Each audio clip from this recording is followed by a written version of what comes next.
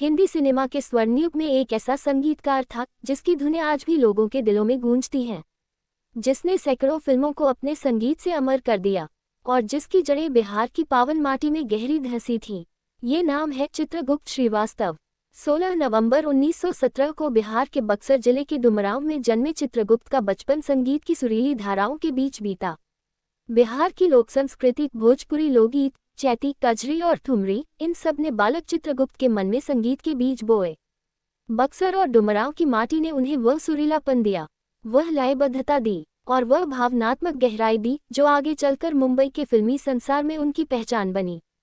प्रारंभिक शिक्षा बिहार में पूरी करने के बाद चित्रगुप्त ने इलाहाबाद विश्वविद्यालय से संगीत में उच्च शिक्षा ग्रहण की।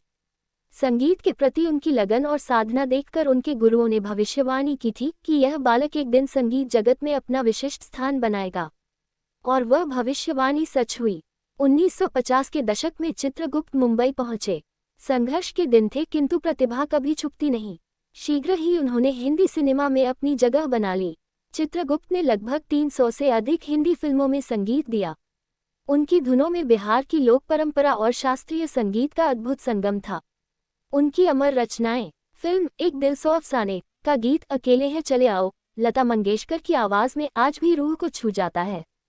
फिल्म आरती का कभी तो मिलेगी कहीं तो मिलेगी, मोहम्मद रफ़ी की आवाज में प्रेम और विरह का अनुपम संगम। फिल्म शहीद का संगीत जिसने देशभक्ति की भावना को एक नया स्वर दिया। फिल्म भाभी की चूड़ियां का मेरे मन की गंगा, जिसमें बिहार और उत्तर भारत की लोक संस्कृति की महक थी। फिल्म बहू बेटी, सट्टा बाजार, चाचा जिंदाबाद और आंखें, इन सभी फिल्मों का संगीत चित्रगुप्त की बहुमुखी प्रतिभा का प्रमाण है। चित्रगुप्त की सबसे बड़ी विशेषता ये थी कि उन्होंने भोजपुरी फिल्मों को भी अपना अमूल्य संगीत दिया। बिहार और पूर्वांचल की संस्कृति को हिंदी सिनेमा के मंच पर प्रतिष्ठित करने में उनका योगदान अतुलनीय है। भोजपुरी की पहली सुपरहिट फिल्म गंगा मैया तोहे प्यारी चढ़िबो 1963 में का संगीत चित्रगुप्त ने ही दिया था। इस फिल्म ने भोजपुरी सिनेमा की नींव रखी और बिहार की लोक संस्कृति को राष्ट्रीय मंच पर पहचान दिलाई। यह उनका बिहार को सबसे बड़ा उपहार था। चित्रगुप्त के संगीत में शास्त्रीय राग, लोक धुनें और फिल्मी मधुरता का त्रिवेणी संगम था। उन्होंने लता मंगेशकर, मोहम्मद रफ़ी, आशा भोसले, मुकेश और किशोर कुमार जैसे दिग्गज गायकों के साथ काम किया। उनके पुत्र आनंद मिलिंद ने भी हिंदी सिनेमा में संगीत की इसी परंपरा को आगे बढ़ाया और बिहार के इस संगीत वंश को नई पहचान दी। 14 जनवरी 1991 को चित्रगुप्त इस दुनिया से विदा हो गए, किंतु उनकी धुनें, उनके सुर और बिहार की माटी से उठी वह मिठास आज भी हवाओं में घुली है।